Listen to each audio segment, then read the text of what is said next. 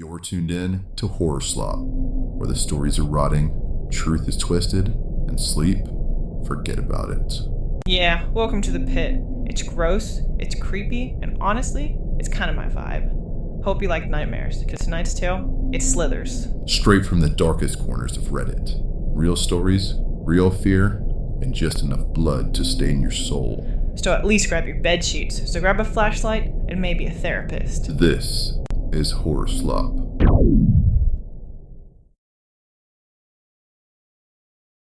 And now the first descent. One story to open the night. Just enough to crack the door and let something in.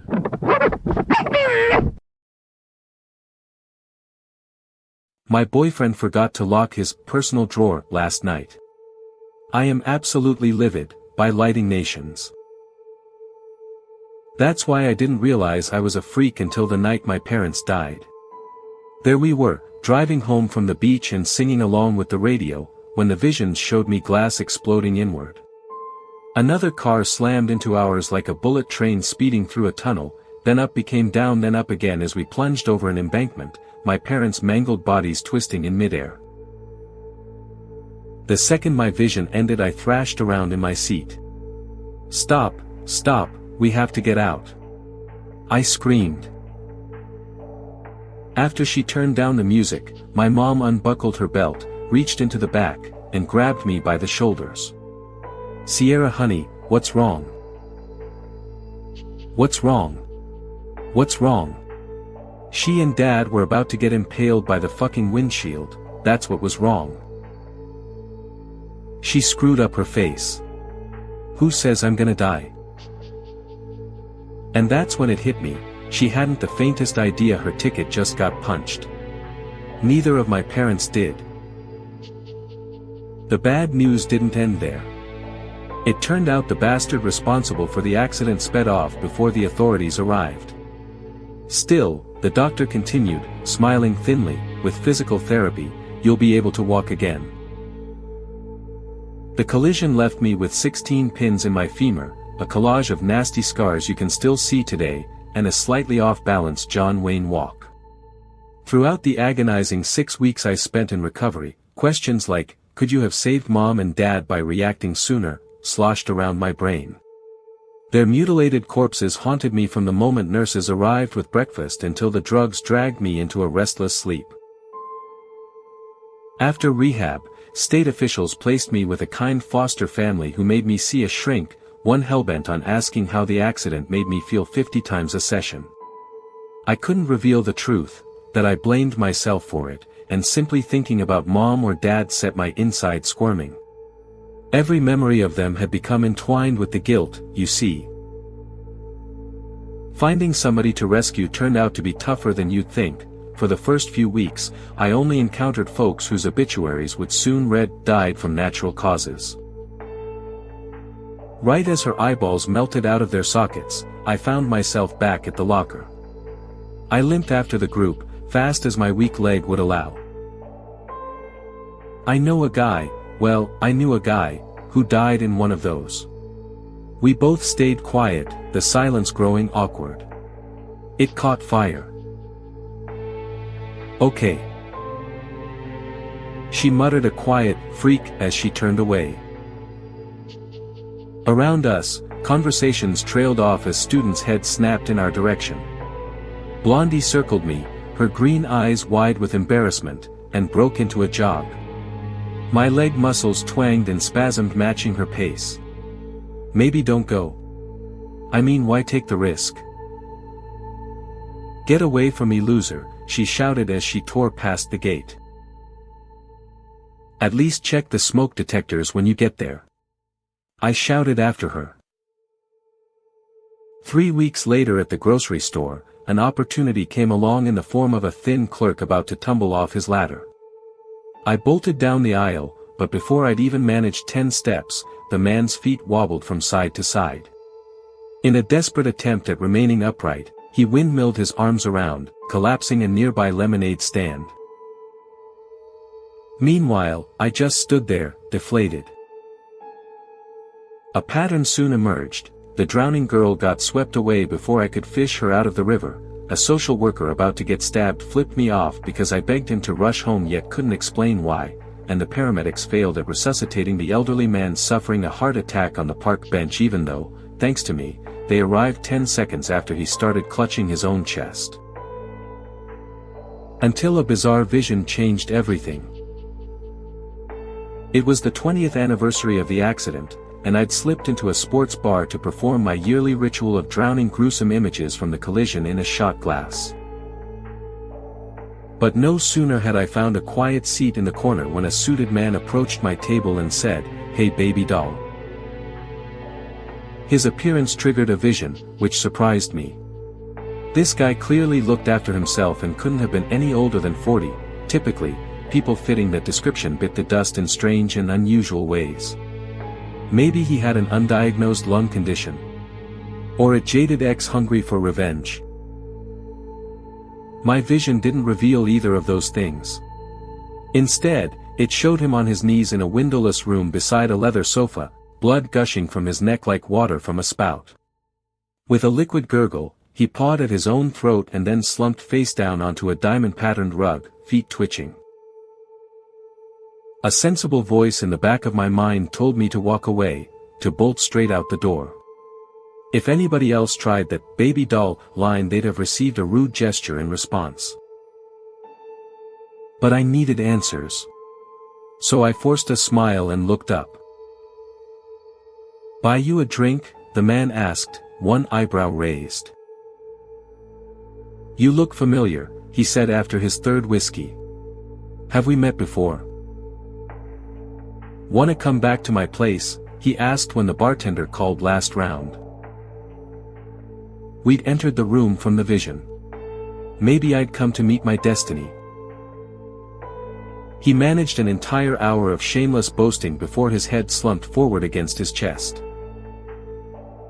"Take that, dumb visions. You lost. It was time to leave." However, a quick look around couldn't have hurt anybody, could it? There was no hidden torture chamber behind the bookshelf, just guides on the art of seduction, and the freezer didn't harbor any severed heads, only frozen salmon and shrimp. In a cramped office on the first floor, I rummaged through desk drawers, and right when it felt like this had all been a gigantic waste of time, my eye happened across a pile of newspaper clippings.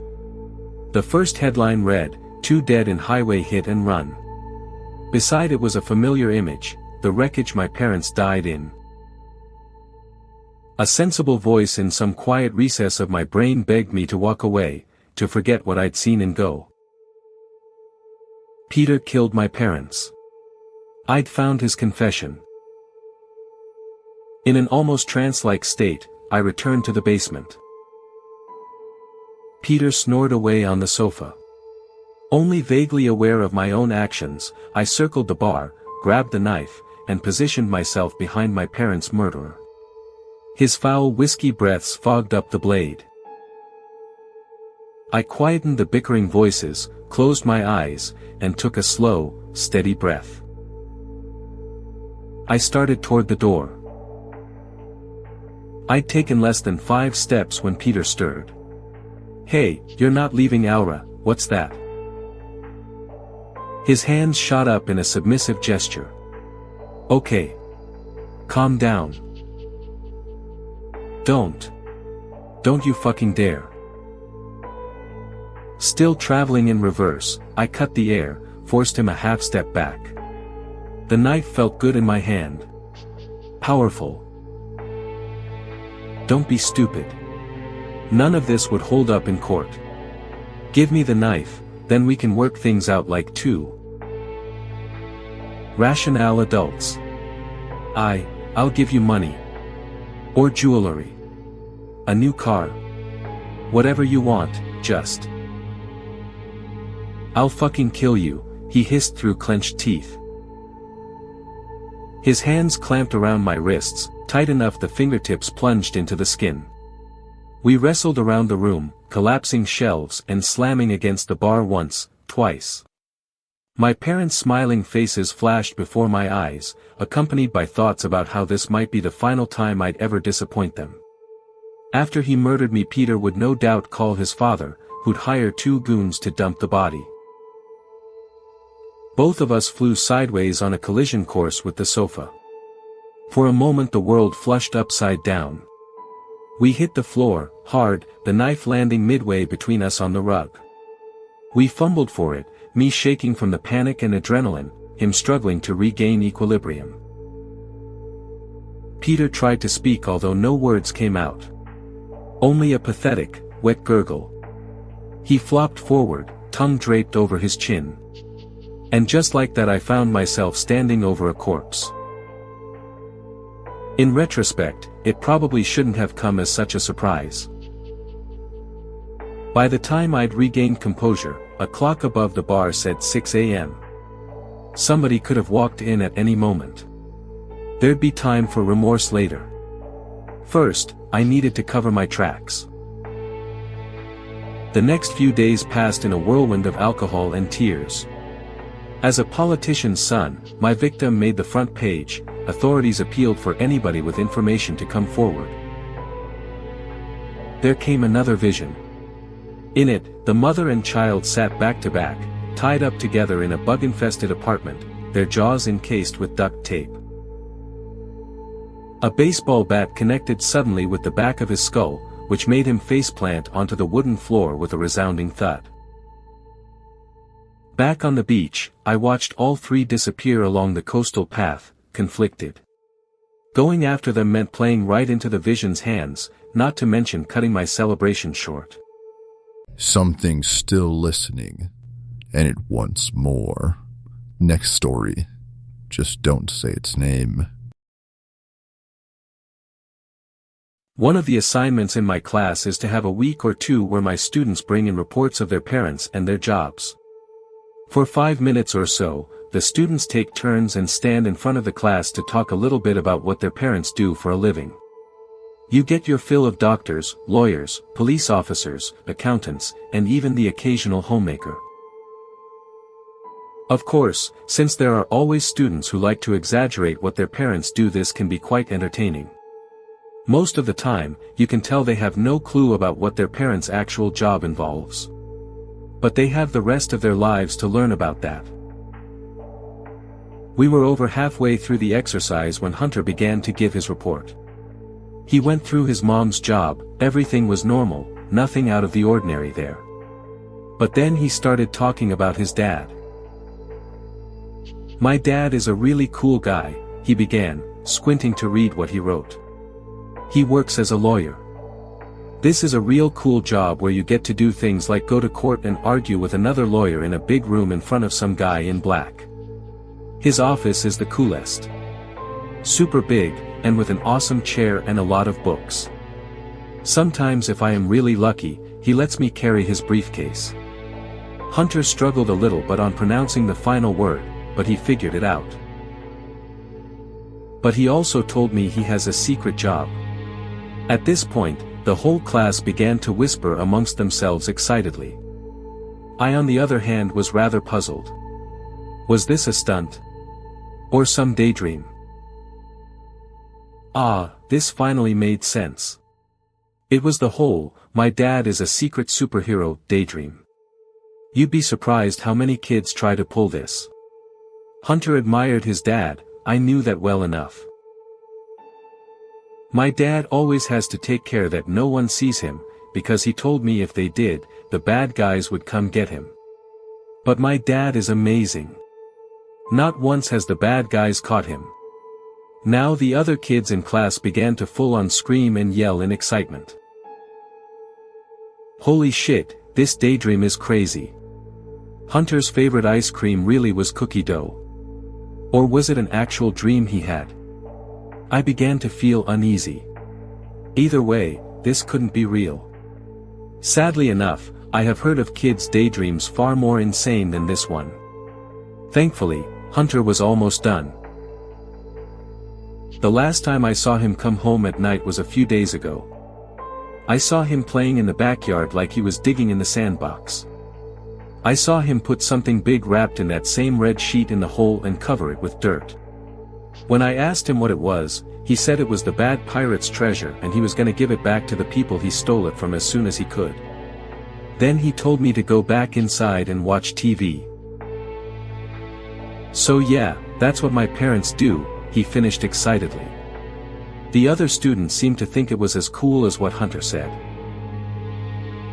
"Hi Mom, did I do good on my project about what you and Dad do?" he asked happily. Update Part 2. Part 3. Final part. Epilogue.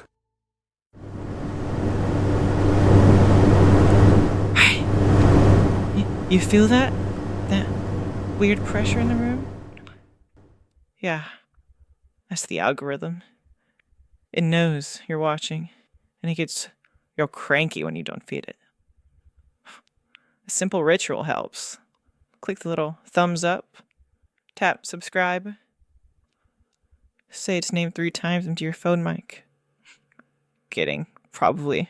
Engagement appeases the darkness. You know what to do. Good, human. Now, back to the horror. The shot is from behind. The white train of my dress schemes the ground. My blonde hair is rolled up in the silver barrette borrowed from his mom, my something borrowed.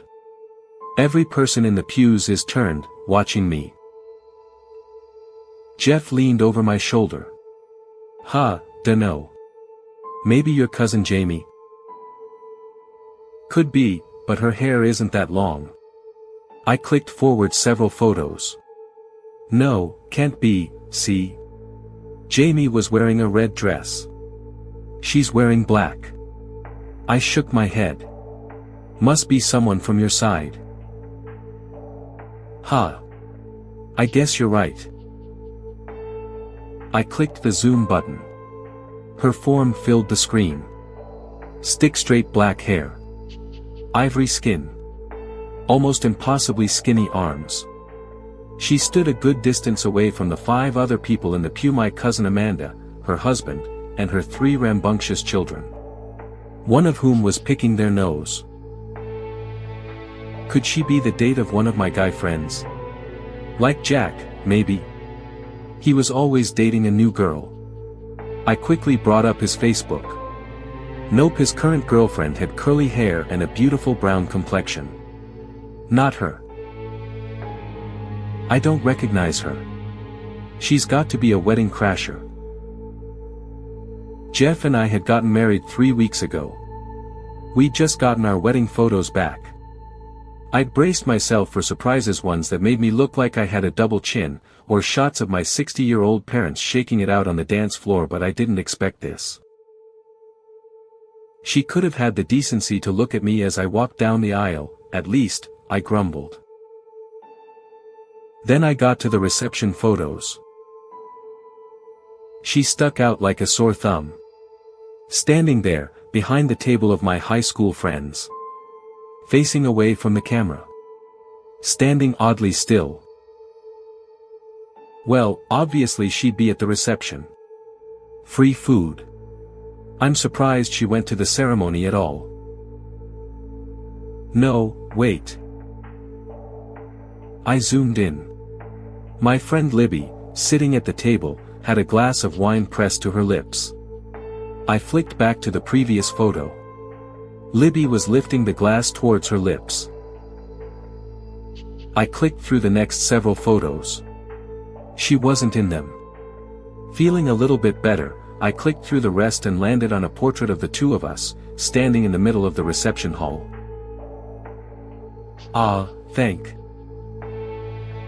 At the edge of the photo, there was a hand touching my shoulder.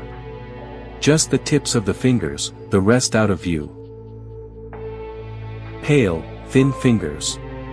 Not thick, ruddy ones like Jeff's. Jess? Are you okay? His voice sounded so far away. What? Jeff took the laptop, squinting at the screen. That's just my hand, Jess. They're obviously my fingers. No, they're not.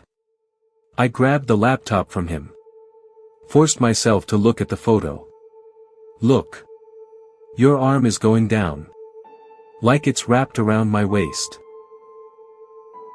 Your waist isn't even in the frame. Yeah, but you can tell from the angle. If your hand was resting on my shoulder like that, it would be up more. Jess. It's obviously my hand. He sighed and wrapped his arms around me. Speaking in a softer tone, he said, "Look, someone crashed our wedding. That sucks, a lot. But I think you're overreacting a little." I shot him a glare. "Oh, hi Jess," she said in her slow, southern drawl. "Oh, well you sat us with Uncle Bob and Aunt Margie." "Well, I was sitting alone, dear. I purposely chose to. Didn't want my kids hassling anyone." "No. There was a woman in the same pew as you. Tall, black hair." Jeff reached over and rubbed my shoulders. My eyes flickered closed, and my breathing slowed. "Don't worry about it, babe. Don't worry about some woman creeping on you at your wedding. It's all okay." I didn't know what was going on, but I didn't like Jeff's tone. The way he was speaking to me like something fragile, easily broken. "I'm going to take a shower," I said, getting up from the sofa abruptly. I slammed the bathroom door behind me and started to run the water. Peeled off my clothes and stared at myself in the mirror. Steam clouded out from the shower, and I stepped in. The hot water hit my back, running down my body, and the stress began to fade away. I reached for the shampoo. Scrubbed it in. Rinsed it out. Stood under the stream of water and let it run over my face for seconds, minutes. Then I turned off the water and began to step out. As I pulled myself up, grimacing in pain, 8 words repeated in my head. Something old, something new. Something borrowed, something blue. The one that had a few straight, black hairs stuck in it.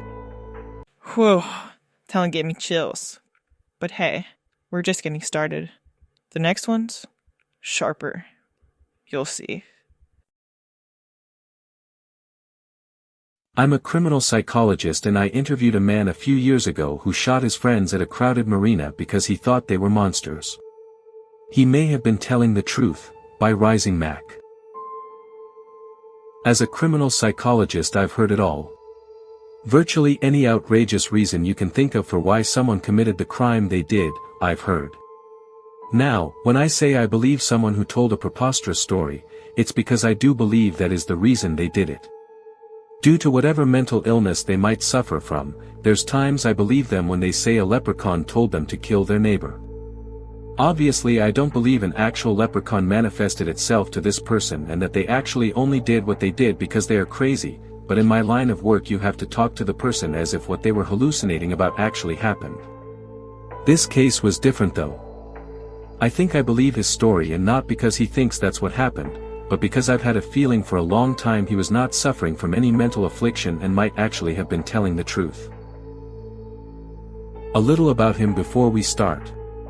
He was a PhD-educated professor of biology, anatomy, and pathology and serves as the chairman of the biology department at the local university. He had no personal or familial history of any kind of mental illness. The vacation went well at first. Once we found a nice site in the backwoods that started off great too. I'm scuba certified and we had never been to this part of Redacted Lake before. We were more backwoods than we'd ever been. I was eager to dive here. True, there's not much to see. It's the same kind of fish you can see in a city park pond, but there's something about diving in a body of water few people ever touch. It's mostly unsullied by people's garbage and whatnot. I went out further towards the center of the lake. Visibility was low, so I didn't see it right away. It kind of crept up on me. At first I thought it was a small propeller plane or something, but I quickly realized it was too big. It was irregularly shaped for sure and had a large shaft toward what I figured was the rear of the craft protruding upwards that had a small fin at the top. The fin was probably about 15 feet or so below water level. I reserved full judgment on whether or not this was a UFO until I got a second opinion. John was also a diver and had brought a tank. I would have him go down with me to investigate further. I really shouldn't have been diving by myself anyway. He did as thorough a swim around as I did. Seeing it again, it was kind of shaped like a large arrowhead. Look up an F-117 Nighthawk, that's kind of what it looked like, though it looked much more alien in design. It wasn't flat underneath, it had a bulkier cargo area or something below. John found a large opening in the hull underneath what appeared to be the left wing of the craft. He was ready to enter, but I stopped him. My air was too low and it was getting dark. I motioned for him to meet me at the surface, so we swam back up. I told him I needed to switch to my other tank. Each of us had brought 2 tanks, if there was any chance of us entering the craft. I also told him it would be much better to wait until morning. The next morning John and I went down again. We approached the hull breach. It was more than large enough for us to fit in one at a time. It's important to note the exterior of the aircraft was metallic, but it was difficult to say what material. What I found interesting is that the outer hull was completely free of aquatic fungus or algae or even rust, anything that would indicate it had been there a while. This led me to believe this may have been a recent crash, and that made me nervous. We swam right and we came to a ladder. This ladder went up a few feet and we saw what appeared to be a hatch that was closed. We swam up to it and examined it. We pushed on it first to no avail and searched around the area until I saw what appeared to be a lever off to the side. I motioned to John and he motioned for me to pull it. I did so and we heard something near the hatch mechanically release, which also released a large amount of air bubbles into the water, but the hatch remained closed. We puzzled over it for a few seconds before John pulled out his diving knife. He attempted to slide it into one of the edges on the right side of the hatch and was able to penetrate a few inches. He worked it for a few minutes and the hatch inched open slightly before the blade snapped. It had opened just enough for us to get our fingers in, so we tried pushing and pulling. There was much resistance, but with our combined efforts the hatch slowly began to open. We swam up into what could only have been the cockpit. I saw the broken window I had seen from the outside.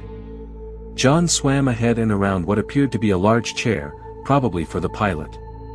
I heard him let out a muffled cry of extreme surprise and he swam back towards me faster than I had ever seen him swim.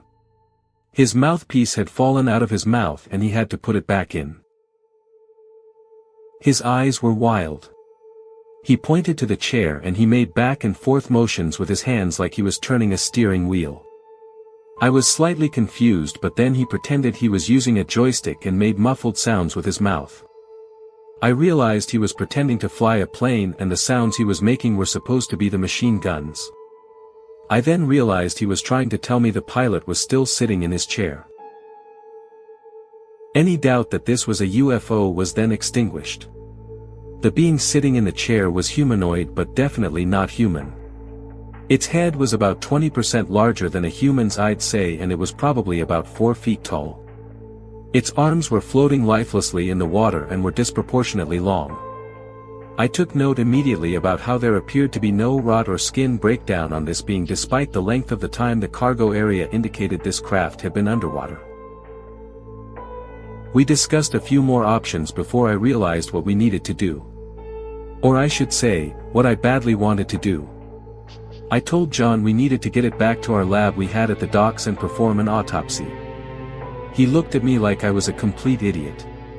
He asked how the actual fuck we were supposed to get it back to the States. I told him my plan and he said it might just work. We then retrieved the body carefully and loaded it into the canoe. I rowed back to shore while John swam. I don't think he wanted to sit in the boat with the body. We use it for ourselves. It's rented space in one of the warehouses. We mostly use it to set up lab assignments for students or test new assignments we think of to make sure they are actually a viable assignment. Okay. Please continue. We smuggled the cadaver into our lab and set it up on the table. We locked all the doors and made sure the windows were drawn as well. I realized at this time we were at a point of no return. We were about to perform an unauthorized autopsy on an alien life form. We had no idea how we were supposed to publish our results or what we were supposed to do when we concluded. We were all likely to get black-bagged if this was something the government wanted to keep secret, but we had come this far and there was no way we were going to stop now. We video recorded the entire thing. My initial examination revealed the ET did not have a sternum similar to humans. It had two large sternum-like bones on the left and right sides of its chest, but its center was soft, making it an easy choice for a first incision. We cut deep in order to open it up. It was fascinating. It appeared to have all the same internal organs as we do, just in different spots of course. It was hard to tell what was what aside from the lungs.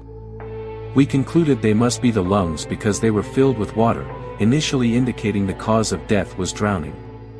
There did not appear to be any trauma anywhere else on the ET's body, so we also concluded it may not have actually crashed as initially thought. It was at this point in the procedure that Dave stated the gland was beating. I asked how that could possibly be since this creature was clearly dead, but upon inspection myself I too noticed it did appear to be beating, very slowly. I placed my hand softly upon the gland and felt it pulse. I noticed immediately a silvery, metallic-looking bodily fluid of some kind on my glove that this gland appeared to be secreting. Not only did it appear to be still pumping this substance through the body somehow, it also secreted it into the cavernous spaces of the skull and down its spinal column. Using a syringe I pierced the gland and was able to aspirate a significant amount of the fluid. It was a silvery liquid that looked similar to mercury but lacked the shine. It was a very dull silver in color. I placed it into a vial for further research.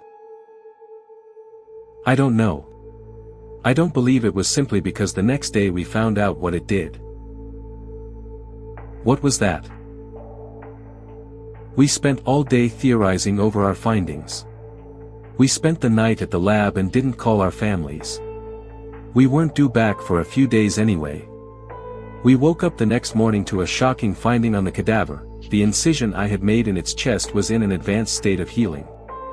We didn't equate this substance to this healing until after we discussed how an incision so large as to open the entire front of the torso could possibly look this healed in a little over 18 hours. We deduced the mystery gland with the mysterious substance was the only thing still functioning on this cadaver somehow despite its deceased status. We decided we needed to test this hypothesis. I could talk for days about our experiments, so I'm going to have to break it down to the most important parts. We decided to inject this substance into lab mice to see how they reacted. The first 3 mice we injected appeared to die, but they didn't actually perish. Clinically they appeared dead, meaning the fluid was incompatible to the point of causing death in the subject, but after declaring them dead they were found to be active again after a short time, though they seemed almost rabid. They viciously attacked the other mouse in the pen and killed it immediately and appeared to begin to cannibalize its corpse. John then suggested we inject a few more mice but keep them all separate. I agreed and proceeded to inject 3 more mice with the fluid. It was at this time we decided to test our hypothesis that this substance was providing the cadaver a healing property despite it being dead by removing the gland. We extracted more of the silvery fluid since we feared removal of the gland would result in loss of the fluid production itself. After the gland was removed, a large incision was made to test our hypothesis. After nearly 8 hours the incision had not healed at all, thus proving our hypothesis. Whatever this fluid was, it had a tremendous healing effect on this ET's body. That must have been why there was no trauma on the body from the crash, it had been healed. We also theorized that this substance could not actually bring the ET back to life should it perish, as it appeared to have drowned and died. What happened with the other set of mice? This is kind of the beginning of the end. 2 of the mice proceeded exactly as the first 3 had. They appeared to die, only they did not, and became rabid, immediately attempting to attack our fingers when we pressed them up to the glass. The 3rd mouse, however, exhibited something else entirely. Long after the other 2 had gone rabid, this mouse appeared to be completely unaffected by the injection of this fluid. Correct. This mouse could simply be immune to the toxicity or incompatibility and not be able to regenerate from injury. It just carries this fluid in its body. We advised John to go to the hospital immediately, but he declined. It was his fault we lost the mouse, and he was determined to continue searching for it. We should have insisted harder than we did that he go. We never found the mouse. I began to realize with John's condition that this fluid appeared to be acting like a true disease. If it were to be able to be transferred via a bite and then cause a rabid insanity in anyone who was incompatible, we could be looking at a major outbreak. I felt like I needed to call the hospital to warn them. Did you? Gary was a virologist, and he mentioned one other thing. Some viruses cause mutations of the host genome. Nothing like you see in the movies where they turn into hulking monsters, but we had to consider 2 things. This wasn't actually a virus, it just appeared to act like one, and if this fluid did cause a mutation, there's no telling what that would mean. You shot him, so obviously he went bad, and I'm guessing you wouldn't have mentioned this mutation thing if that's not what happened. That's what happened. I guess we'll just skip to the main event. I could ramble on about theory and our scientific shenanigans all night. We didn't get much sleep that night on account of Dave. We drew some blood and did an analysis, and his blood was loaded with some sort of antigen, no doubt a product of the introduction of that fluid. It seemed like it was rewriting his genome somehow. By midnight he was noticeably taller, as if his growth plate had been reopened by this antigen. This did not happen in the mice, so this was intriguing. But he was also declining visibly. He was pale, his color was leaving him, and he was diaphoretic. His decline was much slower than the mice and John as well. We'd virtually forgotten about John by that point. We had old hospital restraints in our equipment room. Dave said we should tie him down. He said he was starting to lose it. He looked like hell, like death. And he was huge. He was Arnold Schwarzenegger and getting bigger. His left hand was starting to contort and deform into this horrid claw. It was far too late to take him to the hospital at that point, so I knew we were screwed. Did he? I ran for it as he threw Gary away. Dave stood up and had to be about 6 feet 5 inches, he was 5 feet 10 inches or so previously. I went to the lounge, we had a .45 hidden there. Just in case, there were nights we were there late. The docks can gather its shady characters at night. Anyway, I had the lights off and I was hiding behind the desk. I could hear Dave's heavy footsteps outside. His respirations were like a chainsaw. I knew he was looking for me. The door to the lounge opened and I heard heavy footsteps enter the room. I'm shaking uncontrollably as I hear him stop. I ask myself, have his senses heightened? Can he hear me or even smell me? The early birds were all out on the docks and the marina getting their boats ready, ripe for the picking. I hollered Dave as loud as I could as I ran up to him. He spun around with a growl that would make a lion jealous. This caught everyone's attention, of course, and they all turned to see me run up to him and put 2 in his face. He stumbled and swayed before falling back. I then put 3 more in his head and it pretty much exploded. The shrieks of bystanders filled the area as everyone scattered. Running on pure adrenaline and nearly insane myself, I ran back into the lab. Gary had been bit, he needed one in his head too. As I got back into the lab I saw Gary start standing up again, he turned fast. I put 2 in his head as well. No sooner did I drop the gun in pure shock that I heard rushing footsteps behind me followed by, "Get on the ground now," and here we are. End of transcript. A couple days later I was approached at the station by men in suits. FBI for sure, and they told me my services were no longer required in this case and I was to turn over all materials related to it. I turned over the tape, but I had already saved it elsewhere, so I wasn't too pissed about it.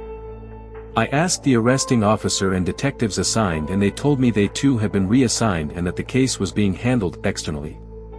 I decided to do some investigating of my own. Next thing I checked was the hospital. I have a couple doctor friends. I asked the ER doc and he said he'd never seen anything like it. They shipped him up to the floor real quick. Luckily the admitting doc on the floor was also a friend. He told me they put a gag order on him, so we met in person. No traceable, electronic conversations of any kind. Lastly, I went to the campsite myself where they went. I used my GPS to find the lake they said they went to and took the back road to where they launched their boats. It was completely blocked off, and not only were there angry, "No trespassing" signs up, but there was even one saying intruders might be shot. I'm hoping it's been long enough that it's blown over and nobody is bothering with me anymore so I can tell this story. As for Michael, I never heard from him again either. I tried looking him up in the system and his file with the local department had been deleted as well. Police records are another thing you can't just delete entirely. All 4 of their Facebooks have been deactivated and Google searches only bring up people with similar names. It doesn't even bring up anything from the university. Michael was black-bagged for sure, as were the other 3 post-mortem. Anyway, let's lighten the mood with something fun and... Nah, just kidding. It gets worse. Hit it. The previous tenant left a survival guide. The flat isn't new anymore and I need a better guide, by Nutatown JM. The events following my moving into the block had me in such an emotional place. You have to understand, it was a lot to take in. No one can be truly equipped to live somewhere like this. It was bound to catch up with me eventually. He was smaller than I thought. I expected him to be much larger than Lila because of the age difference, but he wasn't. Maybe as big as a large dog. Something I missed about Jamie more than anything was his once huge stature, an odd quality to consider, I know, but he was 6 feet 3 inches and his cuddles felt like the safest place I'd ever been. Suddenly Prudence's need to keep Lila around made sense. I could see an entire life in those eyes that had been ripped away from me and I was too selfish to let it go. I suppose in that respect I'm exactly like her. Exactly what you all think. A monster. I fashioned a place to keep him hidden in the large built-in wardrobe of our bedroom. It wasn't like Lila's cage was, cold and restrictive. It had space, lights and photos of us before everything happened. I received more than a few bites and scratches and he refused to eat anything that I gave him, opting for scraps instead. I never told anyone what I did, aside from all of you. There's only 2 people I feel I could admit my mistakes to. One was locked in my wardrobe, whilst the other was seemingly gone forever. All this whilst I kept my deepest shame in my bedroom cupboard. Regardless of all the anguish this place has brought me, there's nowhere else in the world I would consider home anymore. I've never felt more connected to a place in my life. So I've stayed, I've coped, and I kept busy. The tower block may be special, and its residents may often live in another world, but we weren't completely immune to the outside. Government lockdown hit us recently too. With lockdown came the loss of routine as we knew it. The other residents were going through their own crises.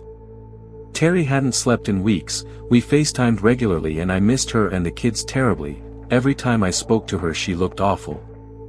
There was wailing at night, banging at all hours of the day, and a whole building's worth of inhabitants struggling. The residents committee tried to put things in place to keep the block going. We were running Zoom meetings and a number of us started collecting essentials for the elderly and vulnerable residents of our floors. Having socially distanced chats with them from the corridor as we drop off. To be honest, it was as much a lifeline for me as the elderly residents, anything to get out of the flat, away from him. I was allocated 3 residents from my floor, living in flats 48, 51 and 43. The only thing I really learned about him from doing his shopping is that he loves a drink and there's often a bottle of whiskey in the bag he carries home with his newspaper inside. "Are you the girl Molly phoned about?" I told her I'm fine, but the interfering old bat insisted. She greeted me with, rummaging in the pocket of her dressing gown for a packet of cigarettes. I watched her open the pack and light the last one. Her brash attitude didn't put me off. I liked people with a bit of tenacity, and I wasn't particularly fond of the Residence Committee's chairperson, Molly Thompson, either. "I don't need much. If you could grab me a pack of cigarettes and a microwave meal every day, I'm fine. I don't like to ask, but my son can't come, and without a smoke I think I'd go potty." She took another long drag of her cigarette and reached into her pocket to pull out some change and a 20-pound note. She winced a little as she asked for help. It clearly wasn't something she was used to. Esther threw me the empty carton after shoving her money inside, and I barely caught it. She smoked the same brand I did, so I reached into my pocket and pulled out 3 or 4 individual cigs and tossed them back. They hit the floor. Shit. She's blind, I thought, mortified. "There's a few cigs on the floor in front of you, sorry. I didn't think. But they're the same as yours, they should keep you going until I get back." As I said that, she smiled properly for the first time. "You're all right, aren't you?" "Thanks. Before you go, just a bit of advice for you, take the route through the park instead of round," she answered. About halfway through the park I heard a loud crash and the screeching of car tires, followed by screaming. I sped up, and when I finally reached the exit I turned the corner towards the shop and the source of the noise. It was utter carnage. A car had slammed into a motorbike at a zebra crossing and caused a devastating accident. Crowds gathered, with multiple people on the phone to emergency services. I was shaken entering the shop. I couldn't stop thinking about the poor people involved in the crash. Esther's words echoed in my mind as I thought about the fact that had I taken the usual route I would have probably been crossing at the crash site as it happened. "Ms. Beckman." A few moments passed. I knocked again. "Know what?" "You know what? You saved my life. The crash. So you can see the future?" I asked, desperate for answers. "I'm sorry. I didn't mean to offend you. I haven't been here long, these things still surprise me. Thank you for sharing your instinct. I would have been squished if you didn't." "Number 42. I answered. Essie beamed. "You're funny. If Antenna would have benefited that woman, she'd have done anything to grow them. It's nice to have some young blood in this place. It was all starting to get a bit old and stale. Take care, Cat." We said our goodbyes and she closed the door. I sat on my bed with a cup of tea and could hear him from the cupboard, scratching and wheezing. I went and opened it up to stroke him a few times. Saliva dripped from his sharp teeth down his deformed jaw. It disgusted me. I shut my eyes and tried to imagine my once gorgeous boyfriend, arms round me on the mattress on the floor of the flat for the one night that we got to spend here together.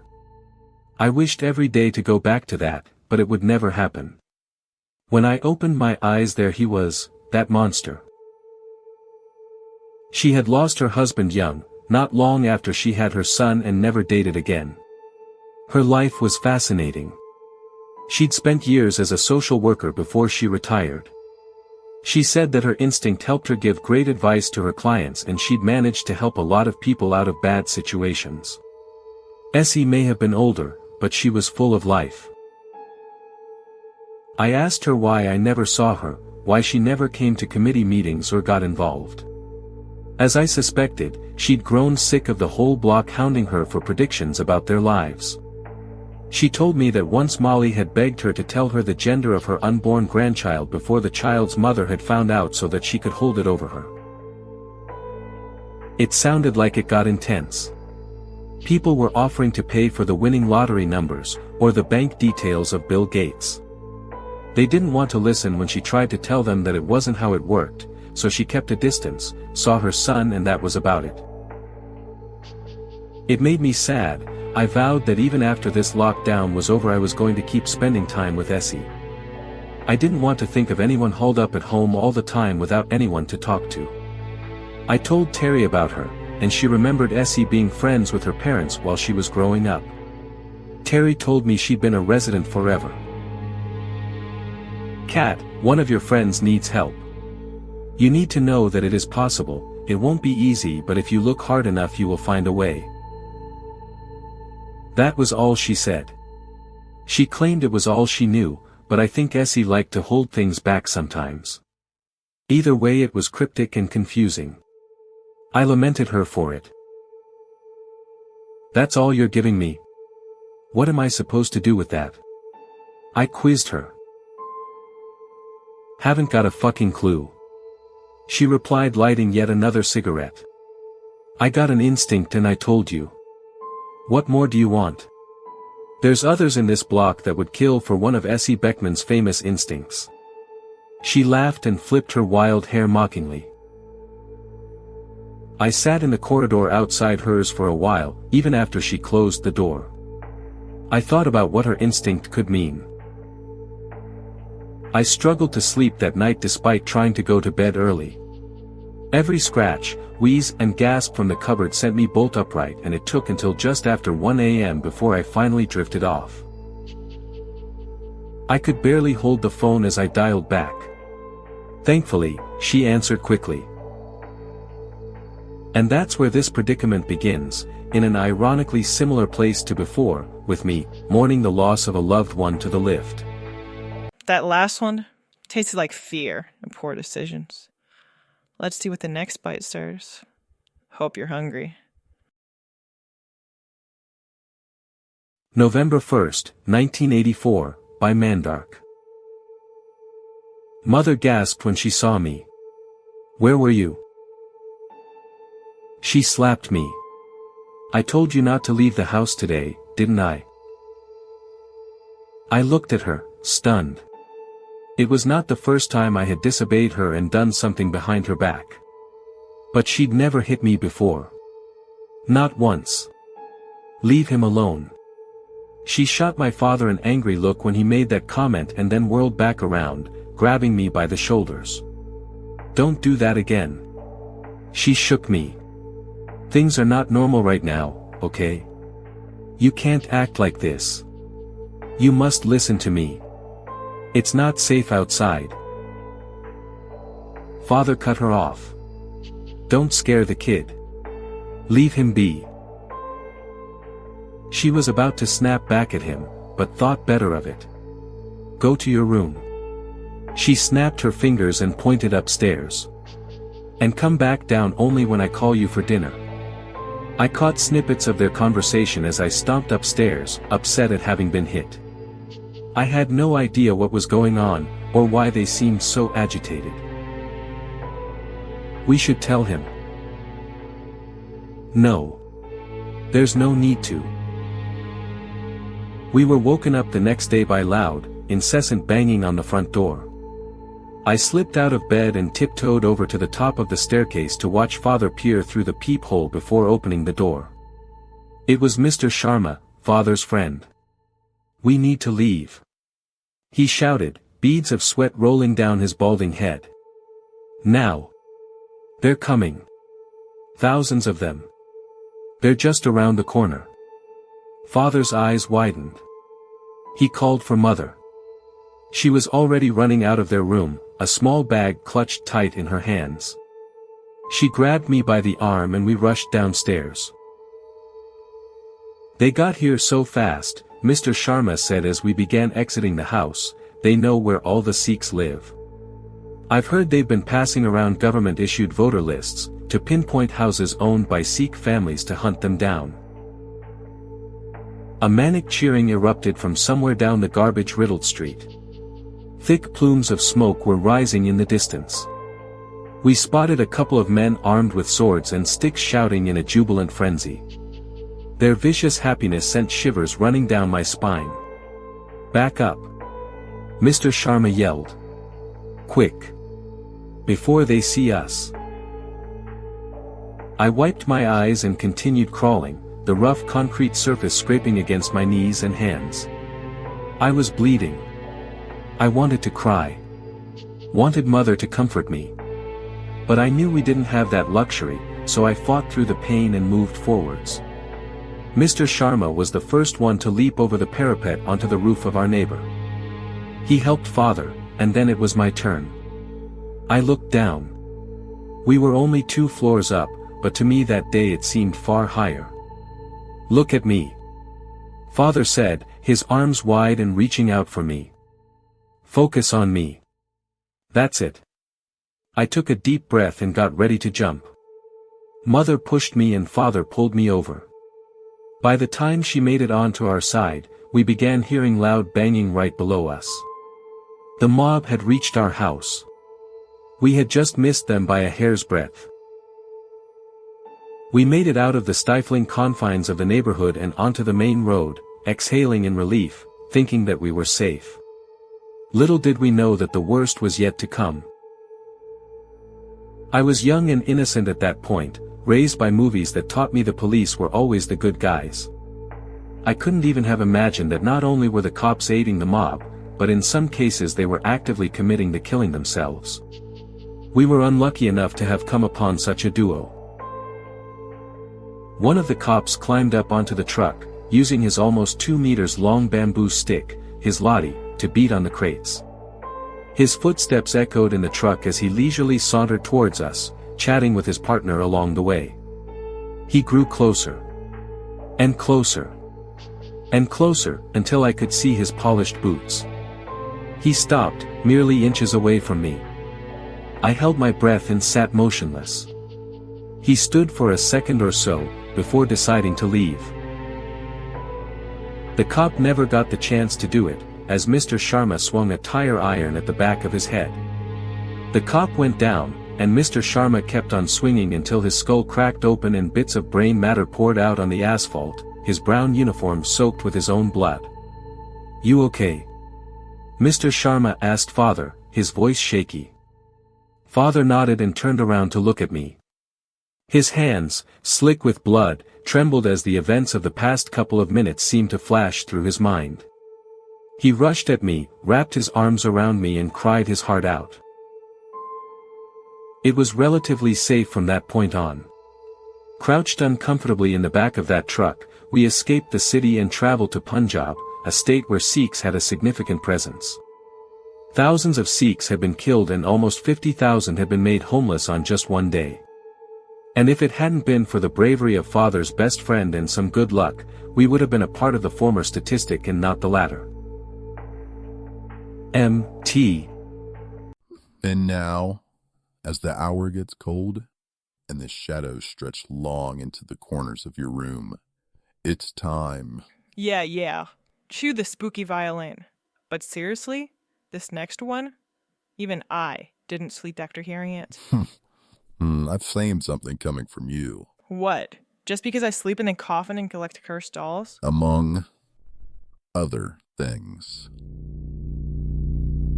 This is the final descent for the night. One last story, dragged up from the depths of the disturbed and deranged. Go ahead. Turn off the lights. We dare you. This is Horror Slop.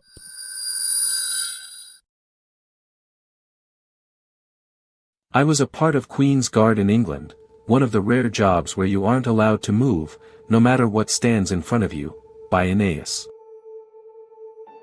This happened to my brother-in-law 2 years ago. I am telling the story exactly the way he told me it.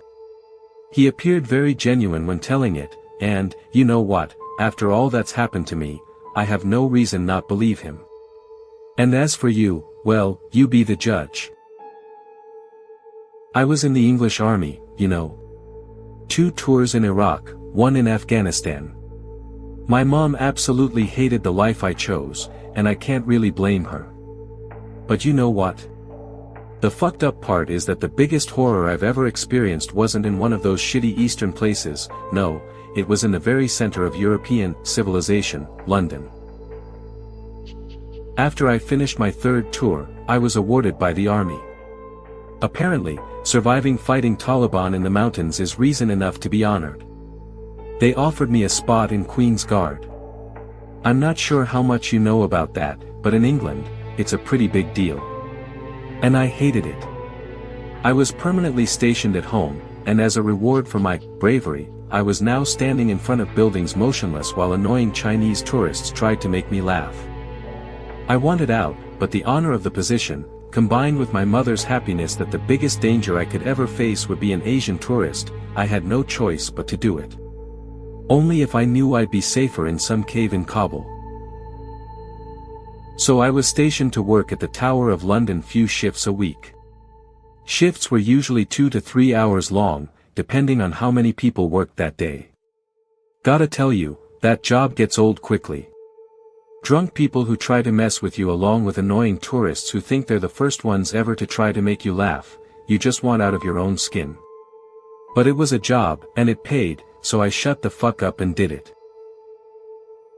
She stopped about 2 feet away from me. She was looking straight into my eyes.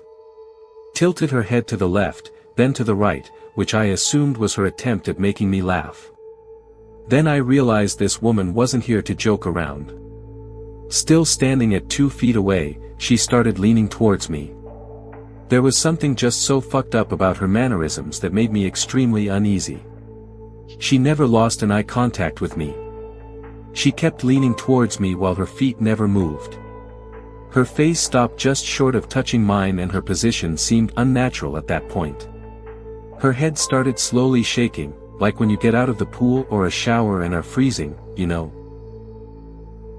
When I got to the end of one way, I stopped and closed my eyes. I just wanted her to be gone when I turned around. As I made a 180-degree turn, I instantly froze. She was right in front of me, leaned all the way to my face, mouth open even wider, head now shaking uncontrollably. I was so taken aback, I was unable to react.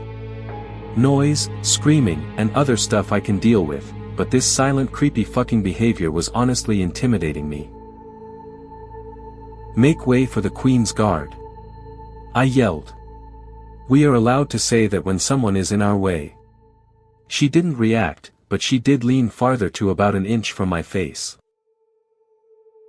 She had absolutely zero regard for my orders. Unwilling to deal with the bullshit any longer, I stepped back and pointed my bayonet at her. That was our last resort for annoying tourists. 10, 9, 8, 10, 9, 8, 10, 9, 8, she sped up her whispering. Then walked in front of me. 10, 9, 8, 10, 9, 8, she was now whispering incredibly fast. Actually, whispering doesn't describe it properly. It was like yelling, but in a whisper tone, if that makes any sense. It was surreal. She leaned towards my face again, whispering those fucking numbers frantically. Ma'am, I spoke in a voice of the biggest scared pussy, Ma'am, will you please step? Sir. I asked intrigued. Son, did you or did you not speak to this woman? Next few shifts went by as boring as they were supposed to be. Woman was nowhere to be seen, and since my girlfriend was about to visit me all the way from Netherlands, I forgot about the incident. Tuesday night around 3 a.m., I was awoken by loud banging at the door. For some strange reason, the first thought that crossed my mind was that fucked up woman from a week ago. There are about a million things I'd rather see standing in front of me at that moment. And there was only one person I did not expect to be at the door. I was supposed to pick her up tonight. Thanks for picking me up at the Heathrow, asshole, my girlfriend said as she slammed the carry-on my chest. I was still speechless. Just stay here. I know what you're thinking. In movies and books, guy walks into the room and boom, it's empty, right? I fucking wish. I walked into my room and it was completely dark. But I could hear breathing. Heavy breathing. My pulse was so high I was sure I was gonna pass out, but I flipped the switch. 7, 6, 5, 7, 6, 5, whispers came from the corner of the room where she stood. That same fucking woman. She stood almost glued to the corner of the room, her back to the wall. She was looking straight at me. And though I was sure I lost the power of speech, I managed to squeeze out a, "What the fuck?" 7, 6, 5. Suddenly, something about this had a strangely familiar feeling. "What the fuck?" scream came from behind me. When she finally walked out, I ran to the door and slammed it. Girlfriend was still unable to speak. When we got ourselves together, I was afraid she'd think I cheated on her with this woman, but she didn't. She saw that horror walk throughout hallway and she knew something was wrong. Because, what could those whispers be if not a countdown? For updates, join me, here. And there you have it, dear listeners. One final scream, echoing into the void. Yeah. Void screams, eternal darkness, I get it. Can I eat now? We're still on air, Roxy. Oh no, just the spooky FCC is gonna haunt us for breaking the mood. If you enjoyed tonight's descent into depravity, don't forget to like, subscribe, and what does he always say? Stab that bell icon like it's your ex possessed by a demon, and leave a comment telling us what story made you question. I have choices. And if you survive the night, we'll be waiting. Same dat time, same that crypt. You're the reason we have complaints, you know that. You're welcome.